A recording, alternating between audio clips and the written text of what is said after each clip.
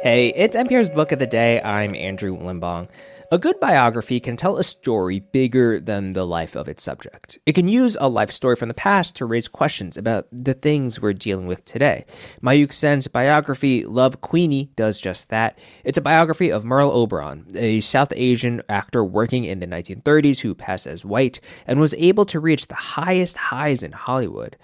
In this interview with Hearing as Deepa Fernandes, Sen talks about Oberon's complicated family history and how she maneuvered her way through the male-dominated space of Hollywood. That's coming up. Before we let the Oscars rest for the year, a question. Do you know who was the first Asian nominated for Best Actress?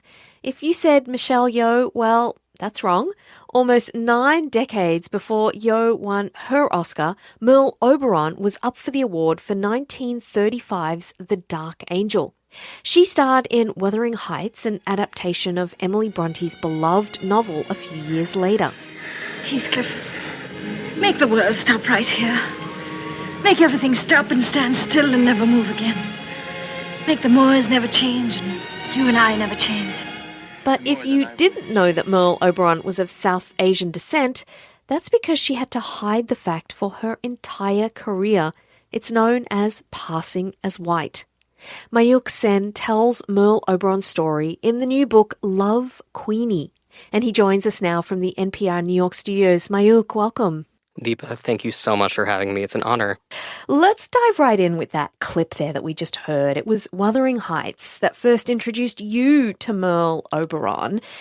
Can you talk about what it was like to see her on the screen? Oh, absolutely. So I remember it with crystalline precision. I was completely mesmerized by her performance.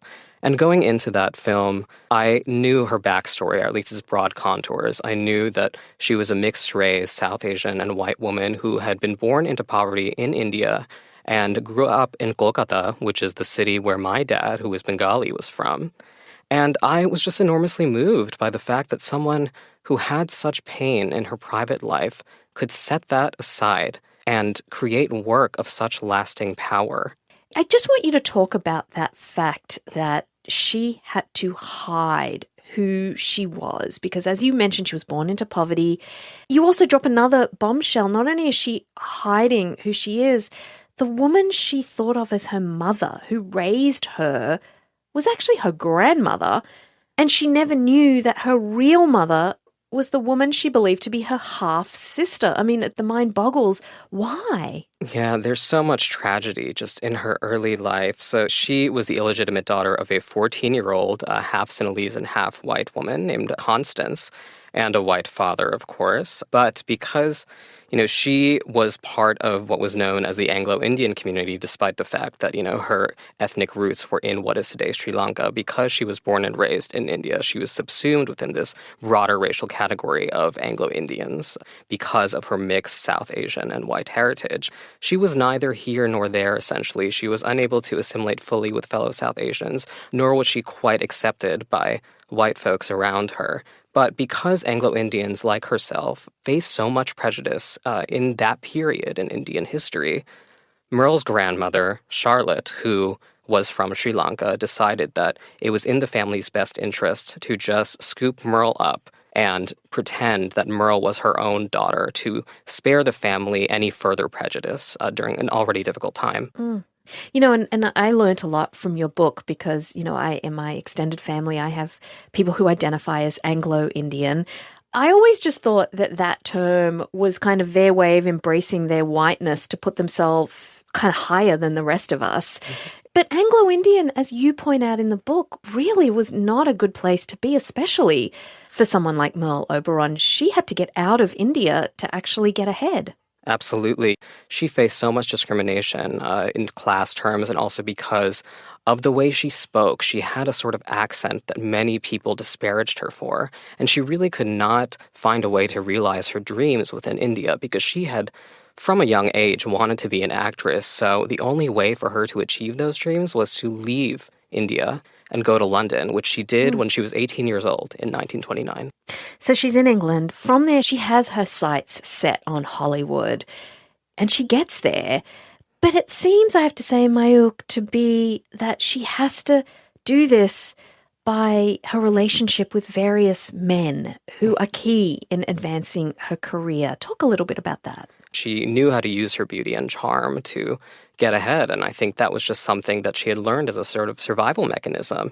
The man who spotted her back in London was a man named Alexander Korda, who was this film mogul who would later become her first husband in 1939, but it was her being noticed by a man named Joseph Schenck, actually, who was a big-time producer in Hollywood, that really got her noticed in America, and he was instrumental in bringing her to America and launching her as a potential star. And so she came to America in late 1934 to make inroads in Hollywood.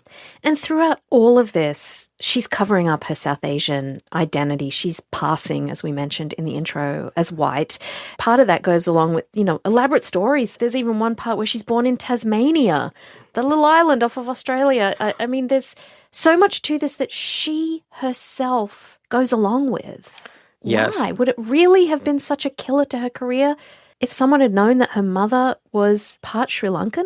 Absolutely. She arrives in Hollywood in a time when the industry has begun stringently enforcing what's known as the Hays Code, which was a set of restrictive and kind of puritanical rules meant to govern studio filmmaking after the industry had been rocked by a bunch of scandals back in the 1920s. And one of those stipulations barred the depiction of what was then called miscegenation or interracial romance, right? And this was a point in American history when miscegenation was outlawed in various parts of the country, including California. But in addition to that, America itself had outlawed immigration from India starting in 1917.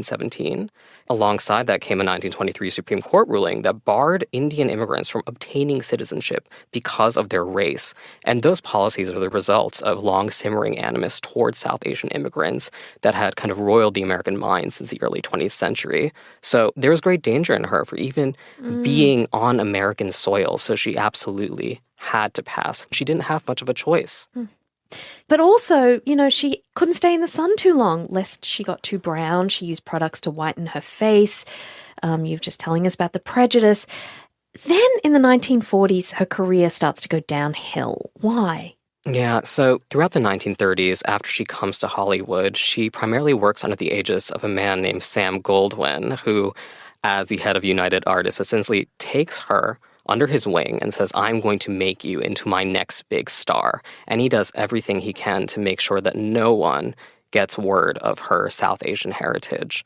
But it's actually after the release of 1939's Wuthering Heights that the two of them mutually decide to part ways. And, she kind of bounced around from studio to studio.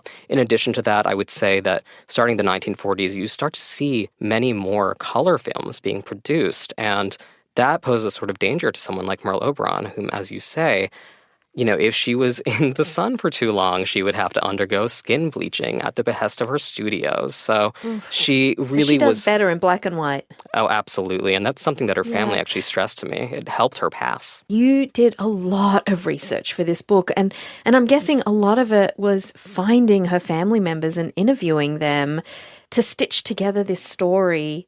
Did they know all these details of her life, or are they learning things as they read your book because they've told you one part of it? Yeah, they only knew one part of it. I really pounded the pavement to find some of her surviving family members from India. I, looked at funeral home listings to see surviving next of kin, plugged those names into every possible database until I found the right people. And I want to respect their privacy, but I was able to talk to them for many hours, and they shed so much light on what it was like for Merle to grow up in India during a deeply prejudicial time. And in addition to that, what life was like for her mother, who told her family, in fact, that Merle was her half-sister. She took that secret with her to her grave as well, the fact that Merle was, in fact, her biological daughter. But I'm so grateful that, I was able to correct all the misinformation that is out there about Merle Oberon. And what do you think, just ending for us, this story means today? I fear that we are approaching a time in American history that is sadly quite reminiscent of 1930s America, in which people will be forced to hide aspects of their identity. And this may very well have a chilling effect on the entertainment industry. We're already seeing some companies kind of roll back DEI efforts in an effort to kowtow to the current ruling administration. And I want my readers to read my book and understand that no one should have to go through what Merle Oberon had to go through just to make her talent known. Mayukh Sen's book is Love Queenie, Merle Oberon, Hollywood's first South Asian star. Mayukh, thank you so much. Thank you so much, Deepa.